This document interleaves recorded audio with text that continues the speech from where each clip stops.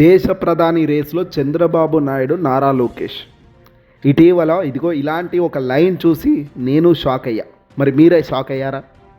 జాతీయ మీడియాలో ఇలాంటి వాటిపై ఒక కథనం వచ్చింది. దేశ ప్రధాని రేసులో చంద్రబాబు నాయుడు నారా లోకేష్.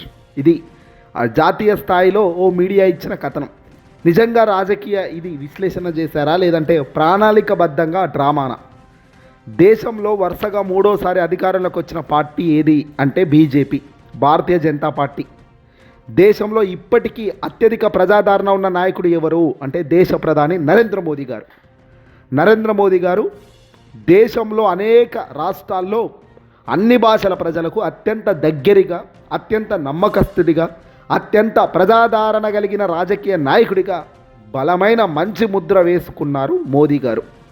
ఇక అలాంటి పరిస్థితుల్లో ఆంధ్రప్రదేశ్ ముఖ్యమంత్రి చంద్రబాబు నాయుడు ప్రధాని రేసులో ఉన్నాడు అంటూ ప్రచారం చేయడం ఇది రాజకీయ వాస్తవమా, లేకపోతే మీడియా సృష్టిస్తున్న మిరాజా అంటే ఖచ్చితంగా కాదు అనేది చాలామంది చెప్తున్నారు. వాస్తవం నిజం ఏంటి అంటే చంద్రబాబు నాయుడు గారు ఇప్పటి వరకు జాతీయ స్థాయిలో ఒక్కసారి కూడా 50 సీట్లు తెచ్చిన నాయకుడే కాదు. సొంత రాష్ట్రంలో అధికారం నిలబెట్టుకోలేని చరిత్ర కలిగిన వ్యక్తి రాజకీయ నాయకుడు చంద్రబాబు నాయుడు గారు అనడంలో సందేహమే లేదు. మిత్రపక్షాలపై ఆధారపడి బతికిన రాజకీయ ప్రయాణం మొదటి నుంచి నేడు 2024 ఆంధ్రప్రదేశ్లో కూటమితో జతగట్టి గెలవడం దాకా ఎటు చూసినా మిత్రపక్షాలపై ఆధారపడే తన రాజకీయ భవిష్యత్తు నిర్మాణం ఉంది తప్ప తనను చూసో, తన పార్టీ నిర్ణయాలను చూసో, తాను వ్యక్తిగతంగా చేసిన మంచిని చూసో ప్రజలను ఎప్పుడూ ఓట్లు అడగలేదు. అలా అని గెలిచిన చరిత్ర కూడా లేదు.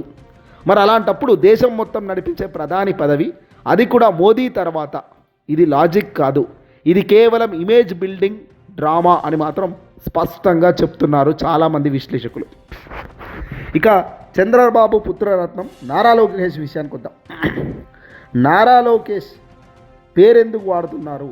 అది కూడా దేశ ప్రధాని రేసులో ఏకంగా నారా లోకేష్ గారి పేరు ప్రధాని రేసులో పెట్టడం అంటే రాజకీయ అర్హత వల్ల కాదు, ప్రజాదరణ వల్ల కాదు, పరిపాలన అనుభవం వల్ల కాదు.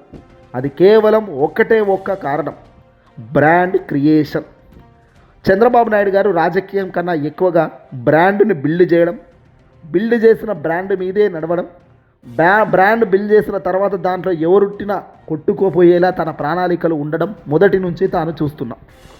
పిల్లనిచ్చిన మామ ఎన్టీ రామారావు గారిని గద్దెన దించి తాను గద్దెనెక్కిన విధానం నుంచి మొదలెడితే ఈరోజు 3 పార్టీలు కలిస్తే కానీ అధికారంలోకి రాగలేము అనే స్థాయి వరకు తన రాజకీయ ప్రయాణం మొత్తం గమనిస్తే కనుక బ్రాండ్ని క్రియేట్ చేయడం, తాను అనుకున్న క్రియేషన్లోనే ప్రజల మైండ్ సెట్ని డైవర్ట్ చేయడంలో చంద్రబాబు చాలా గుడ్ గేమ్ ఆడుతున్నారు.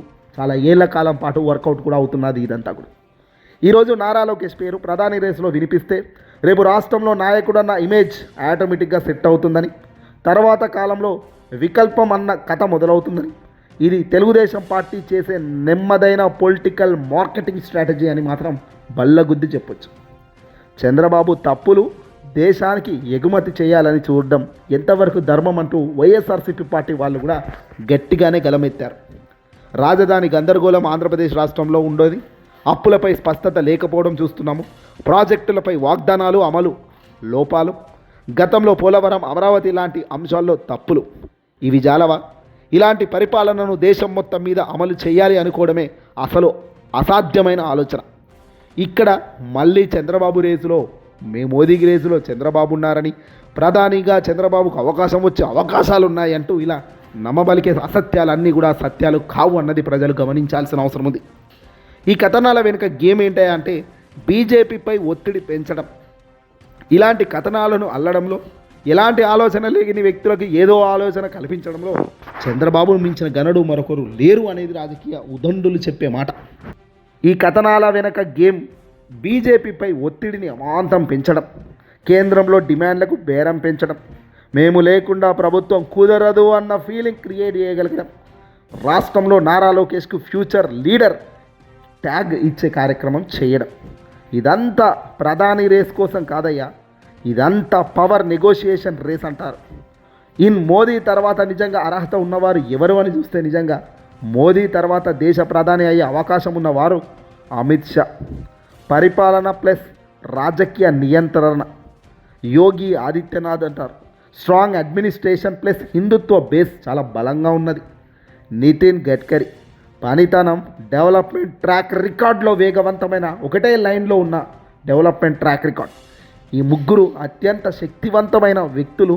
రాజకీయంగా కూడా, పరిపాలనలో కూడా చంద్రబాబు కన్నా 1000 రెట్లు ముందున్న వరుసలో నిలబడే వ్యక్తులు వీళ్ళు. అంతో ఇంటో అవకాశం ఉంటే అయ్యేదానికి ఆదిత్యనాథ్ లేదంటే నితిన్ గడ్కరీ గారు, అమిత్ షా లాంటి వ్యక్తులు అయ్యే ఆస్కారం ఉందే తప్ప చంద్రబాబు, లోకేష్లో అయ్యే పరిస్థితి ఎందుకుంటుంది? జాతీయ స్థాయిలో గుర్తింపు, మా సపోర్ట్, సొంత పార్టీ బలమున్న నాయకులుగా వీళ్ళు గెలిచి తీరారు, గెలుస్తున్నారు. ఈ లిస్టులో చంద్రబాబు పేరు తను ఇన్వాల్వ్ చేసుకొని, హైప్ క్రియేట్ చేసుకొని నేనున్నాను అని రాష్ట్రంలో గలమెత్తే దానికి తప్ప ఎందుకు పనికిరాదు. ప్రధాని రేసు పేరుతో జరుగుతున్నది రాజకీయ సొల్లు. వాస్తవానికి ఇది టీడీపీ చేస్తున్న ఇమేజ్ మేనేజ్మెంట్ డ్రామా అని కూడా కుండబద్దలు కొట్టి చెప్పవచ్చు. దేశం నడవాలంటే నినాదాలు కాదు, మీడియా కథనాలు కాదు, గట్టి ప్రజా మద్దతు కావాలి. చంద్రబాబుకు కానీ, నారా లోకేష్ కానీ ఇవి ఏవి లేవు అన్నది చాలామంది చెప్తున్నారు.